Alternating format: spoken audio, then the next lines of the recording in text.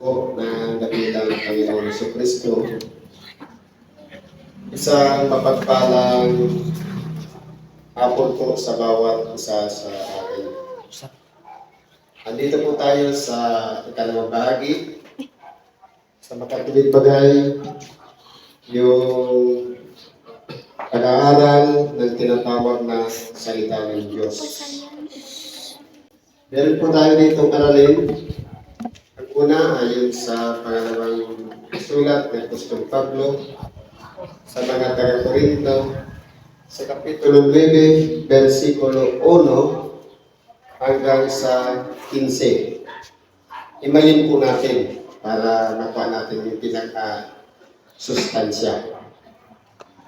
Sapagkat tungkol sa pangangasiwa ng mga abuloy sa mga banal ay kalapisan na sa akin na isulat ko pa. Sapagkat nakikilala ko ang inyong sikap na aking ipinagmamapuri tungkol sa inyo sa mga taga-Macedonia, na ang Akaya ay nahandang 1 taon na at ang inyong pagsisikap ay nakapag-udyok sa lubhang marami sa kanila. Ngayon po, dito po, sinulat ni Apostol Pablo sa mga taga-Corinto para paalalahanan sila. Ginawa niyang halimbawa yung mga ibang lugar na kung saan nangaral siya ng Ebanghelyo, marami po ang nanalig sa ating dakilang Panginoon.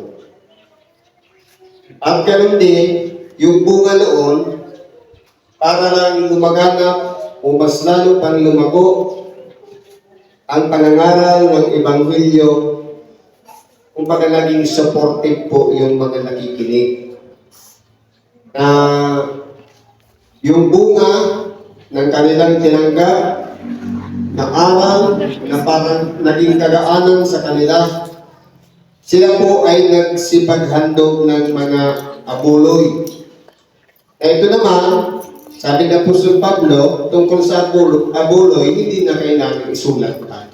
Sapagkat, kung talagang magbibigay ng abuloy, hindi na kailangan sabihin pa. Kundi, kung ano yung nasa sa puso, kung ano yung bukal sa kalooban na ibibigay, kagaya ng nangyari dito sa templo. Sa totoo lang, wala naman itong budget. Nag-umpisa lang ito sa kawayan at saka tent o tolda, yung mga trapal, na kapag ang isa o dalawa hanggang sa maraming mga kasapi na nakikinig ng Ebanghelyo at nakikita yung kalagayan, lalong-lalo na yung pangangailangan, kumbaga, pusa ng loob na nabibigay ng tinatawag na abuloy.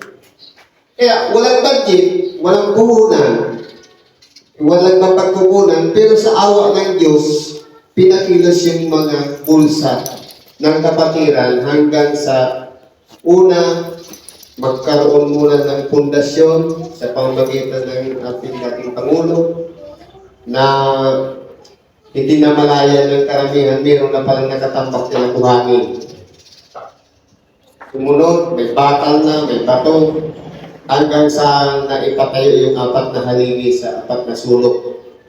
Pagkatapos, meron naman nangako patungkol naman sa kung paano ito pataasan hanggang sa magkaroon ng beam. At sumunod naman, yung tungkol na sa kahoy at saka sa bubong. Kaya po, meron na tayong sinisilungan. Yan po ay bunga ng pangangaral ng Ebanghelyo, na hindi hinahangad ng mga tagapangaral dito sa unahan na yung mga ibinibigay na abuloy mapunta sa pulsa namin, kundi dapat makita natin ang bunga na itong sinisilungan natin ay mula po yan sa pangangaral ng Ebanghelyo. Sabi nito, iniisip ko na kailangan ipamanhik sa mga kapatid na mga unang pumarihan sa inyo at ihanda agad ang inyong abuloy na ipinangako ng una upang ito'y maihanda na gaya ng abuloy at hindi gaya ng sapilitan. Kaya po, sa matuwid na pangangaral ng Ebanghelyo, lalo-lalo na kung ipinapaliwanag sa mga tao na kapag ipinangangaral ng Ebanghelyo, hindi naman sa pangangalakal ang dapat kararat o patutunguhan, kundi kapag ang isang puso ng tao na antig ng pakikinig ng Ebanghelyo at napag-unawa niya sa kanyang sarili yung mga habang na ipinagkaloob ng Diyos na kanyang tinanggap, bagamat siya'y may karamdaman, may problema, naibsan yun. Kumbaga, bilang ganti, dahil sa tinatawag na pag-ibig, ay magpupusang loob na magbibigay ng abuloy. Na pagkaminsan, hindi manangako sa tao, pero sa kanyang sarili nanangako na magbibigay. Kaya po, ang importante po dito, napapangasiwaan yung abuloy na mabuti na hindi po ito nawawaldas. O kaya napupunta sa walang kwentang langan. Kaya po, sa pamamagitan ng pagtutulungan ng mga kapatiran, nagkakaroon po ng bunga na hindi po matatawag na sapilitan, kundi kusang loob na ibinibigay sa bawat isa sa atin. Datapot, sinasabi ko, ang nag-aasik ng bagya na ay mag-aani naman bagya na. At ang nag-aasik na sagana ay mag-aani naman sagana. Kaya po, kung tayo po ay nag-aasik, meron tayong aanihin. Pero kung ang iniisip lang natin, puro ani, kinakailangan muna natin dumanas ng sakripisyo.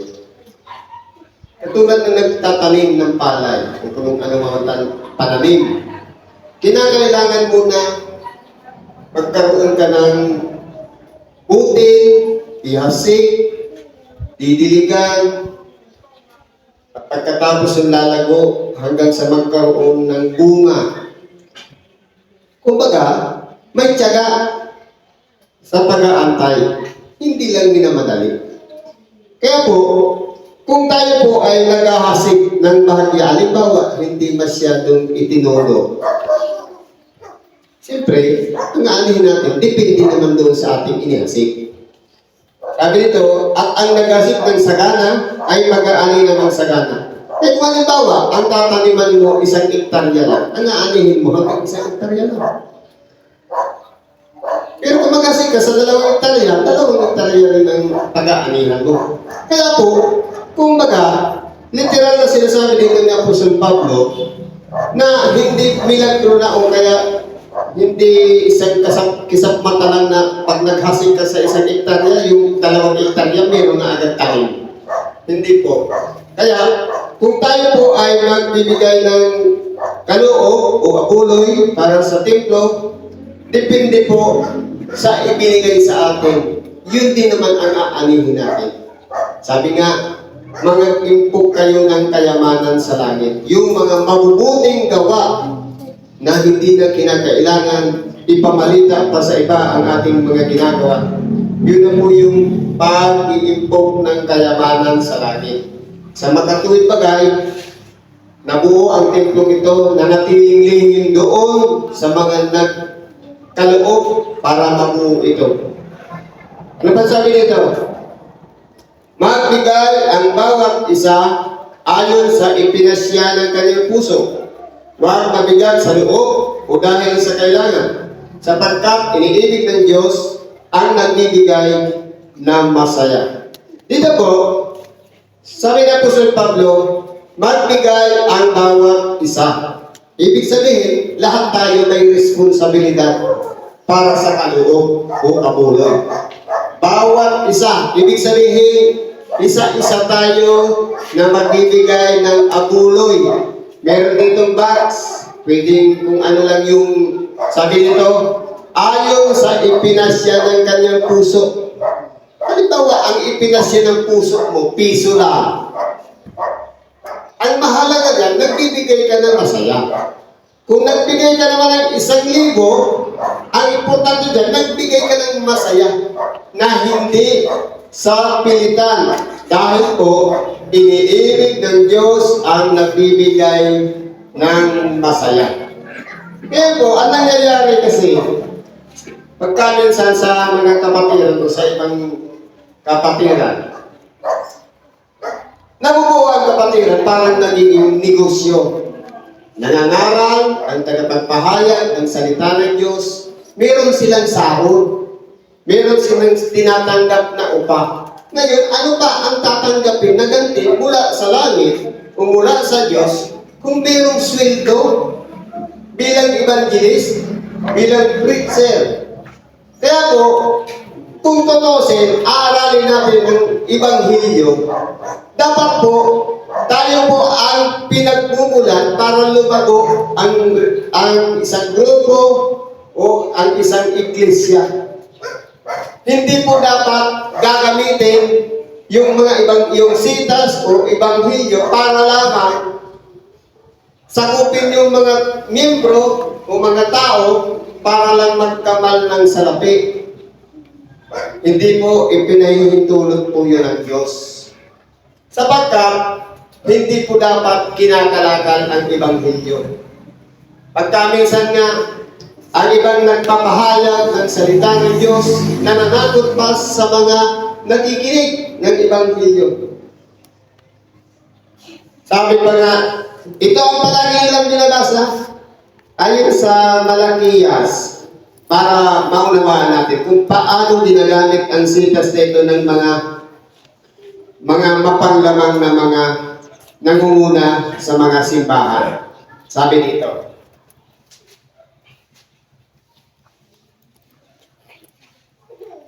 ito ang binabasa nila.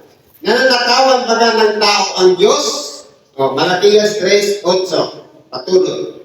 Nananakawan baga ng tao ang Diyos? Gayon may ninanakaw ninyo ako.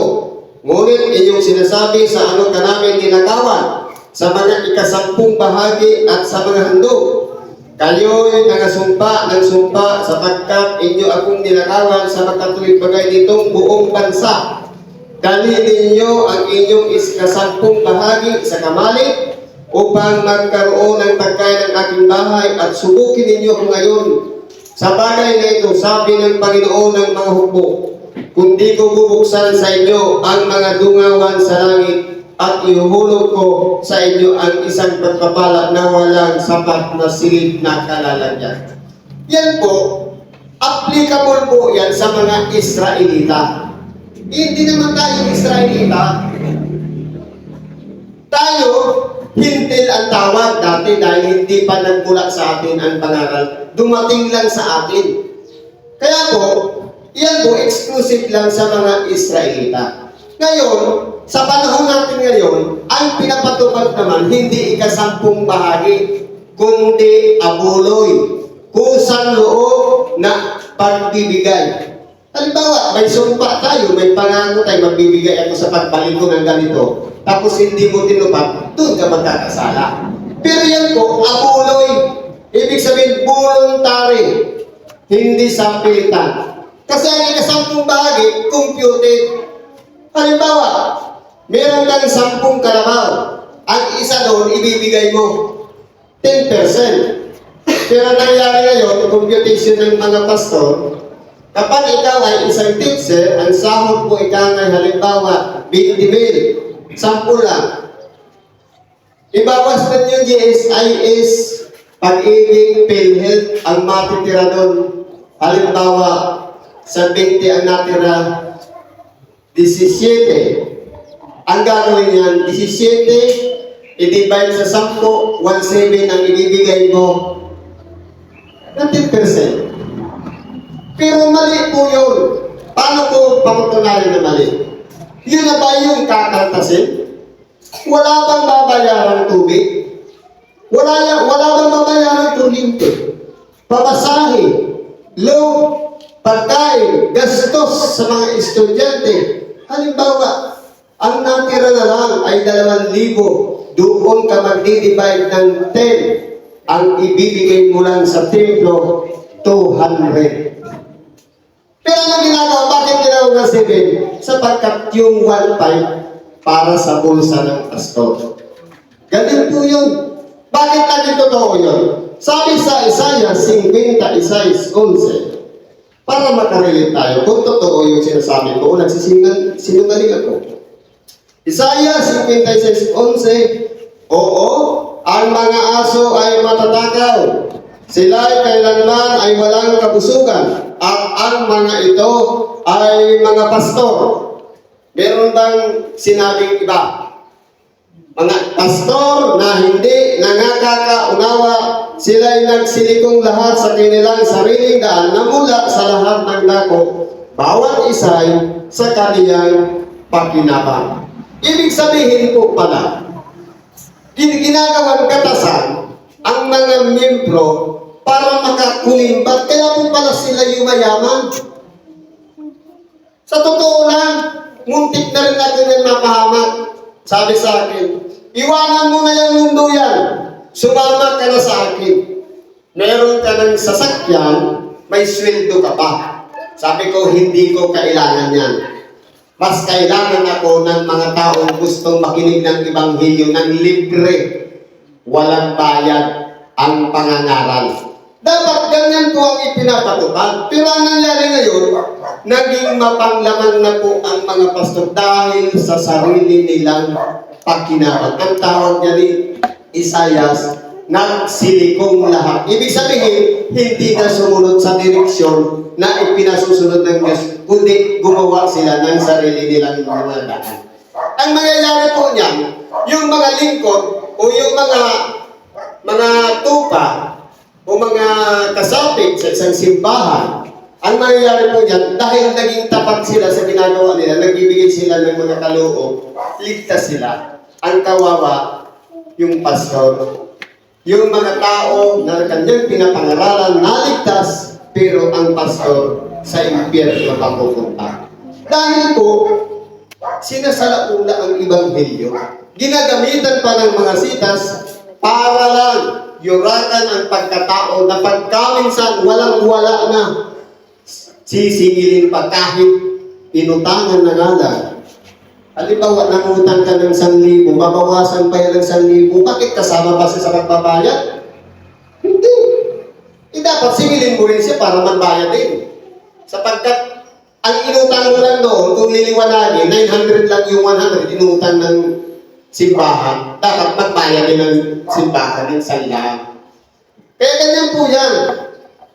Kaya kung aralin natin, sila po ang mga magnanakaw, hindi yung mga tagapakinig. Ano bang sabi dito?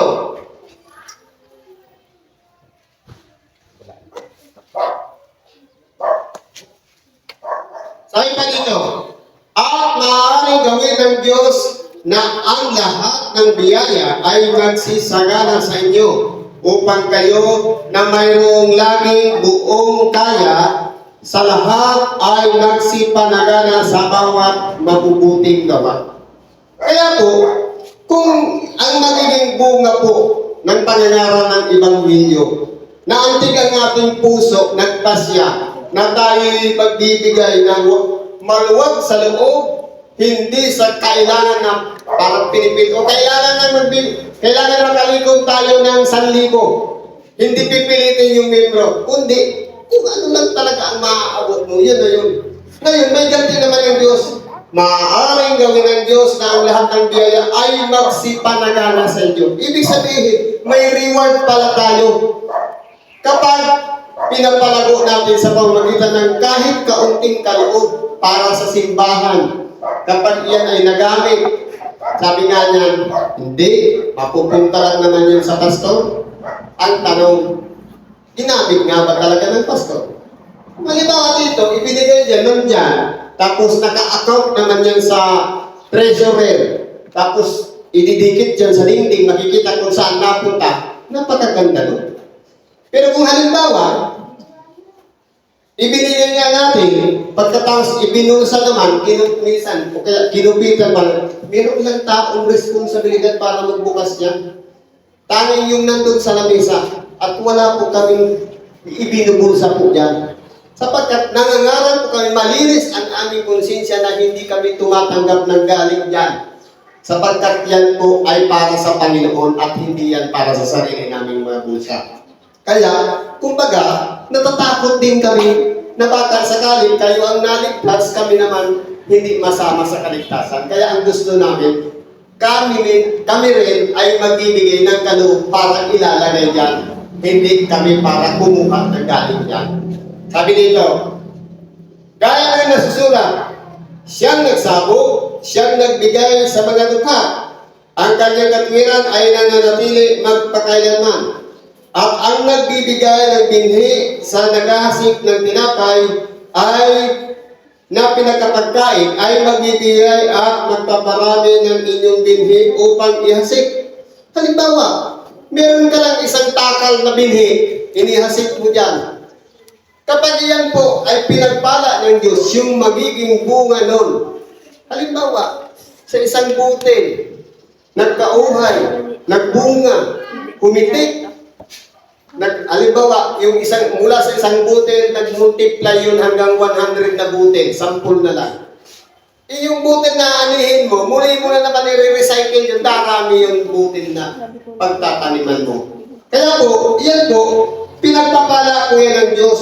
Sabi ito, yaman kayo'y pinayaman sa lahat ng mga bagay na ukol sa lahat ng kagandahang loob na nagsisigawa sa pamamagitan namin ng pagpapasalamat sa Diyos. Kaya po, kung tayo po ay nagkakaloob sa simbahan, kasama po sa mga nangunguna sa simbahan, ang panalangin doon sa mga nagkakaloob para yung pagpapala magpatuloy. Hindi yung tinanggap na nga, minsan binulsa pa, o pagka minsan hindi man lang ipinagpasalamat yung tao na ginamit para magbigay ng kaloob. Kaya nangyari yan, naputol yung connection kay Lord. Kumbaga, hindi nagpatuloy yung halimbawa, nakapagbigay ka ng 1,000. Pagkatapos, pinagpasalamat natin, may babalik yun sa ibang bagay, sa ibang pamamaraan. Sabi nga, huwag lang apurado. Dahil po, ang Diyos po mapagpala. Ang lahat ng kahit na maliliit na bagay na ating ginagawa, nakikita po yan ng Diyos. Lalo-lalo na yung mga ginagawa natin sa lihim na hindi na nagpapatunog tayo ng pakakat. Sabi nga, ang ginawa ng kaliwa, huwag nang malaman ng kanan. Ang dinonate ni mother, hindi na dapat malaman ni father. Ang dinonate ng anak, hindi na dapat malaman ng kapatid. Sarili niya na lang. Kung nagbigay siya, bukal sa puso, huwag nang ipagmalaki. Para po, ang pagpapala ng Diyos, kapag nasama sa panalangin yung nagkaloob, pagpapalain po siya ng Diyos. Ano bang sabi nito? Yaman kayo'y, sabi, sapagkat ang pananasiwa sa paglilingkod na ito ay hindi lamang tumatakip sa pangangailangan ng mga banal, kundi naman umaapaw sa pamamagitan ng maraming pagpapasalamat sa Diyos. Kaya po, sa pamamagitan ng nagiging bunga, kapag ang maliliit na yan na binibigay ng bawat isa sa ating mga miyembro, pinagsama-sama po yan, iyan ay lalaki. Kapag, sabi nga, hindi ka magkakaroon ng 10 piso kung walang piso. Kinakailangan makalitong ka ng 10 tig-piso para makabuo ka ng piso. Halimbawa, 10 kayong tao, ang nagbigay lang siyam, di kulang, hindi pa rin tatawagin piso. O 10 piso. Kaya po, sabi nito, tumatakip sa pangangailangan ng mga banal. Kumbaga, hindi man kami tumatanggap, ang mahalaga po yan, parang nagiging excited kami na magpatuloy kami sa pagpipil sapagkat nakikita natin ang bunga. Dati, pagka minsan, bumahangin, nililipat yung trapal, ngayon meron na tayong pinagsisilungan. Dati noon, maputik, kapag bumabaha yan, umaagos dito, ngayon hindi na tayo nagpuputikan. Ibig sabihin, baka sakali dumating pa ang panahon, malagyan pa ito ng dingding para secure na yung gamit. At pagkatapos niya, yung mga upuan na diba, mapaayos pa natin. Ano lang sabi nito? Kalibasa sa pagsubok sa inyo sa pamamagitan ng ministeryo ito ay nilalumihapon nila Diyos dahil sa pagtalima ng inyong pagkilala sa Ebanghelyo ni Kristo at dahil sa kagandang loob ng inyong ambag sa kanila at sa lahat. Kaya muna, naging kasayahan po ng mga tao na kaya kami nagpapatuloy ng pananala ng Ebanghelyo dahil po sa nagiging bunga. Resulta ng aming pananalan. Kaya po, ang naging kagalagan po yan. Samantalang sila naman, sa panalangin patungkol sa inyo, ay nananabik sa inyo dahil sa saganang biyaya ng Diyos sa inyo. Salamat sa Diyos dahil sa kanyang kaloob na di masayon. Kaya po, kumbaga, nagkakaroon na ng koneksyon ang lahat. Yung mga nangangasimba, laging kagalakan, ipinapanalangin ng mga nagbibigay ng mga kaloob. At pati naman yung mga nangangaral, laging kagalakan din niya sapagkat nagkakaroon ng bunga ang kanyang pananalan. Kaya po, kung tayo man po ay nagbigay, kung tayo man po ay nasa pananasiwa, kung tayo man po ay nasa pangangaral ng Ebanghelyo, gumawa po tayo ng ayon sa mga sangkap ng isang iglesia sa makatulibagay tayo yung katawan ni Kristo. Yung mga nagkakaloob, siya yung kamay na nagbibigay at yung tagapakinig, yun naman yung tainga na dinadama ang Ebanghelyo at yung tagapangaral, siya naman yung bibig na bahagi ng iglesia na pinakailangan. Lahat tayo ay sama-sama gumagawa ayon sa kalooban ng Diyos. Kaya tayo nagpapatuloy na pamalik-balik tayo dito sa templo para makinig ng Ebanghelyo. Siguro po hanggang dyan na lang muna ang pagkikibahagi natin sa oras na ito. Ano man po ang ating mga kahilingan sa Diyos, karaingan man, problema, karamdaman, o kung ano man, balakid sa ating buhay. At ganoon din po, ang mga pagpapala ay patuloy naman nawang ipagkalog sa atin ng Diyos. At pagpalain nawa ang lahat ng ating mga lakad, patawarin tayo sa ating mga kasalanan. At lahat ng yan, ibalik natin lahat sa Diyos. Sa ngalan ni Kristo Jesus. Salamat at magandang hapon sa ating lahat.